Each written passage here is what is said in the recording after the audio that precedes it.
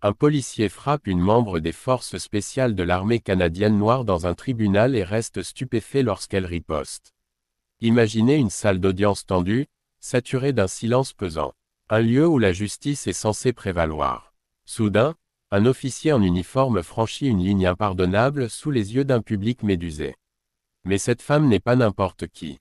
C'est Naya Armstrong, adjudante-chef dans les forces armées canadiennes, membre de l'unité JTF-2, formée pour intervenir dans les situations les plus extrêmes. Qu'est-ce qui pousse une combattante d'élite à se défendre dans un lieu censé la protéger? Restez avec nous pour découvrir une histoire de courage, de résistance, et d'un affrontement qui a secoué tout un pays. Si vous aimez les récits intenses qui vous tiennent en haleine, abonnez-vous dès maintenant et activez la cloche pour ne manquer aucune de nos vidéos. Dites-nous en commentaire depuis où vous nous regardez et partagez vos impressions sur cette histoire bouleversante. La salle d'audience vibrait d'une tension électrique à peine contenue. Des murmures flottaient dans l'air, pareils à un bourdonnement sourd, tandis que les avocats feuilletaient nerveusement leurs notes. Le juge s'installait dans son fauteuil. Au troisième rang, les spectateurs restaient figés, semblables à des statues sculptées dans la détermination. Fini les treillis, fini les bottes tactiques, seulement un blazer noir et un badge du tribunal accroché à la poitrine. Ses cheveux étaient tirés en un chignon strict, son dos droit, ses mains parfaitement posées sur ses genoux, les doigts entrelacés avec précision. Elle n'était pas là pour se faire remarquer, mais pour observer. Pourtant, Naya ne passait jamais inaperçue. À quelques mètres de là, son jeune frère, Keenan, 21 ans, était assis à la table des accusés. Trop maigre, des cernes sombres sous les yeux, il essayait de paraître calme, mais ses regards fuyants trahissaient son angoisse. Il cherchait le regard de Naya toutes les quelques secondes. Et chaque fois, elle lui répondait par un léger hochement de tête. Un message silencieux. « Je suis là, je veille sur toi ». Face à eux, l'agent Miles Brenner affichait une arrogance étouffante. Bras croisés, torse bombé dans son uniforme, il laissait échapper un ricanement sourd, juste assez fort pour qu'on l'entende. Naya l'observait intensément, plissant légèrement les yeux, enregistrant chaque geste, chaque détail. Nuance de son attitude. Elle avait déjà vu des hommes comme lui, dans d'autres pays, sous d'autres uniformes. Le vrai danger n'était pas le pouvoir, mais la conviction d'être au-dessus des lois. Le marteau du juge s'abattit avec force. Affaire numéro 5872B, la couronne contre Keenan Armstrong. Un silence tendu tomba sur la salle. Keenan se leva, les chaînes à ses poignets cliquetant comme un écho métallique d'injustice. L'avocate commise d'office, visiblement à bout de nerfs, s'approcha lentement. « Votre honneur, nous appelons Naya Armstrong à la barre. » Un murmure parcourut la salle. Naya se leva, se déplaçant avec la grâce assurée de quelqu'un qui connaît parfaitement la puissance et les limites de son propre corps. Chaque pas était précis, empreint d'une puissance tranquille. Une jeune femme au fond de la salle recula instinctivement en la voyant s'avancer, comme attirée et repoussée à la fois par une présence invisible. Naya monta à la barre, leva la main droite et prêta serment. Sa voix, ferme et maîtrisée, fendit le silence. Veuillez indiquer votre nom et votre profession pour le procès-verbal. Elle fixa le procureur dans les yeux, sans flancher. Armstrong, Naya Armstrong, adjudante-chef, Forces armées canadiennes, unité JTF-2. L'air sembla se figer dans la pièce. Silence total, comme si tout le monde retenait son souffle. L'avocate reprit aussitôt, sans hésiter. Mademoiselle Armstrong, pourquoi êtes-vous ici aujourd'hui? Pour témoigner en faveur de mon frère. Sa voix ne trembla pas. Ses mains restèrent posées, immobiles, sur ses genoux. Keenan était-il impliqué dans le prétendu vol du 11 mars? Non, il ne l'était pas. Et comment le savez-vous? Parce qu'il était avec moi. Chez moi, il était en permission. Avez-vous des preuves? Oui, les registres de vol, les enregistrements des caméras de sécurité de l'immeuble, et une voisine, Madame Nguyen, qui nous a vus à 22 heures, lorsqu'elle m'a apporté un ragoût de bienvenue. Un léger rire s'échappa de la galerie. Le juge leva un sourcil. Miles Brenner, visiblement mal à l'aise, remua sur son siège. Le procureur se leva, redressa sa cravate avec une arrogance feinte. Mademoiselle Armstrong, vous êtes entraînée au combat rapproché, au maniement des armes à feu, à l'évasion tactique, n'est-ce pas? C'est exact. Cela fait partie de la formation de la JTF2. Mentir sous serment pour protéger sa famille aussi. Un souffle parcourut la salle. Mais Naya ne broncha pas. L'atmosphère se figea. Naya inclina légèrement la tête, ses yeux toujours plantés dans ceux du procureur. Non, et je n'ai pas menti. Le procureur esquissa un sourire tendu, presque forcé. Comment savons-nous que votre frère n'est pas sorti de l'appartement ce soir-là? Naya répondit d'une voix posée, sans la moindre hésitation. Vous ne le savez pas. Mais la charge de la preuve vous incombe.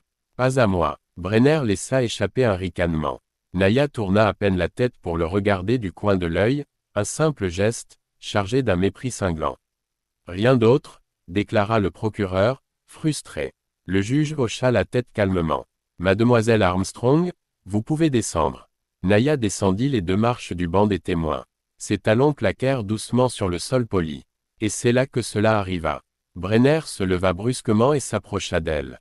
Dans un mouvement sec, son coude frappa le flanc de Naya, un geste rapide, précis, intentionnel. Ce n'était pas un accident. La salle s'emplit d'un cri de stupeur. Le shérif hurla, et, reculez immédiatement, mais Naya ne vacilla pas. Elle ne recula pas d'1 millimètre. Son visage resta impassible. Brenner afficha un rictus de satisfaction. Bam! Le marteau du juge s'abattit avec violence. Silence. Silence dans cette salle. Naya se tourna lentement vers Brenner. Aucune colère sur son visage. Aucune peur. Juste un regard tranchant comme une lame. Le juge fulmina. Agent Brenner, qu'est-ce que vous venez de faire? Je l'ai bousculée par accident, répondit Brenner en haussant les épaules. Elle était juste devant vous, répliqua le shérif, furieux. Naya leva les yeux vers le juge. Votre honneur, permission de parler librement. Le juge acquiesça d'un signe de tête. Naya s'avança d'un pas vers Brenner, sans hésiter.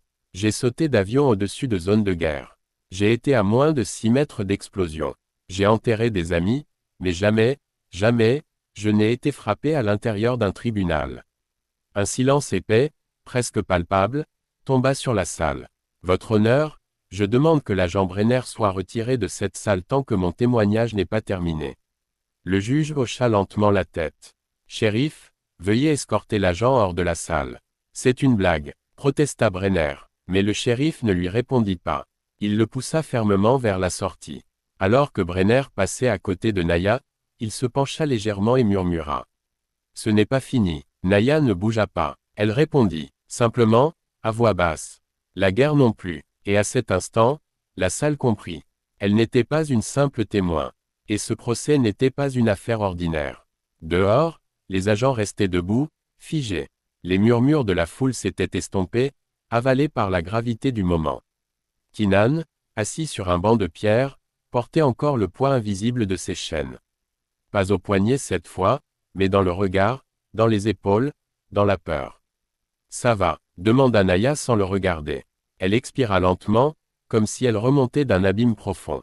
Tu ne retournes pas là-dedans aujourd'hui, murmura-t-elle. Keenan leva les yeux. Il avait l'air épuisé. Ils veulent que j'accepte un deal. 4 ans de prison, casier à vie, et tout s'arrête. Un silence. Tu l'as fait, demanda-t-elle doucement. Il la fixa, blessé. Bien sûr que non. Alors ne redis plus jamais que tu veux que tout s'arrête. Pas quand t'as rien fait.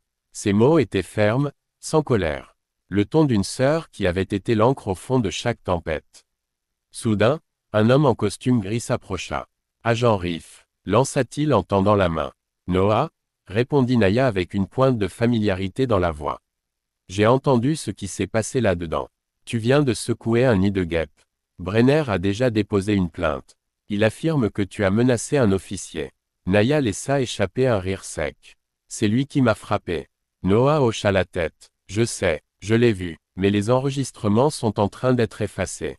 Là, maintenant, Naya serra la mâchoire. C'est de l'obstruction, c'est juste un mardi normal ici, murmura Noah. Il lui expliqua que Brenner n'était pas un cas isolé.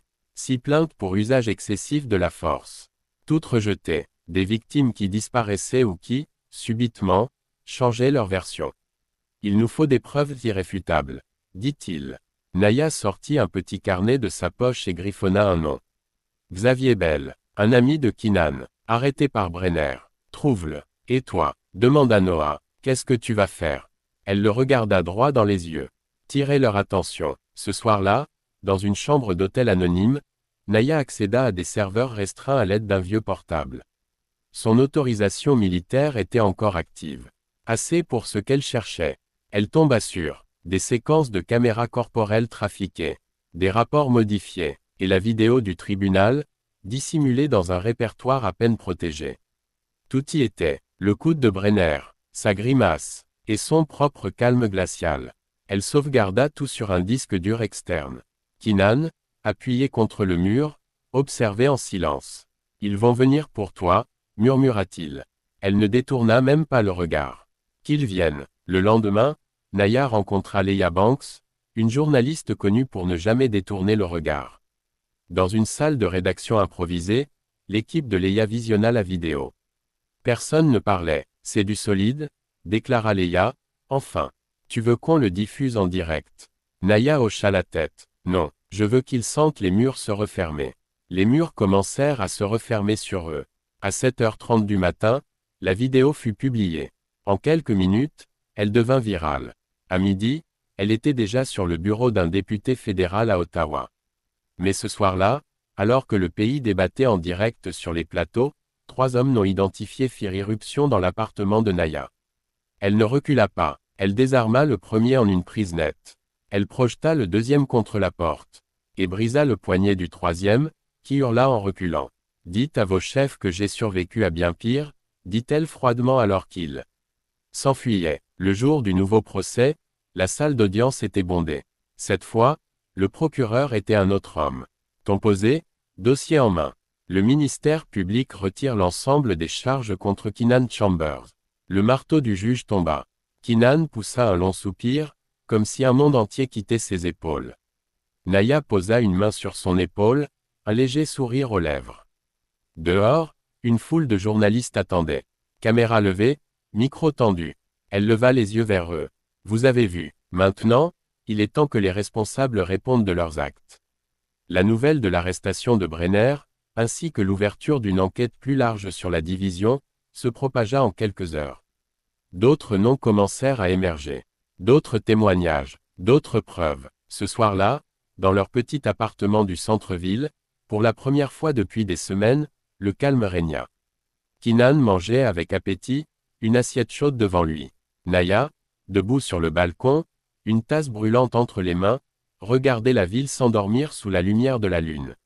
C'était fini, pas le combat, non. Mais ce chapitre-là, enfin. Elle pensa à tous ceux qui n'avaient pas eu de caméra, pas d'avocat. Pas de sœur prête à risquer sa carrière pour les défendre. Cette victoire-là, elle leur appartenait aussi. Et toi, que ferais-tu si tu étais à la place de Naya? Est-ce que tu te serais levé, toi aussi?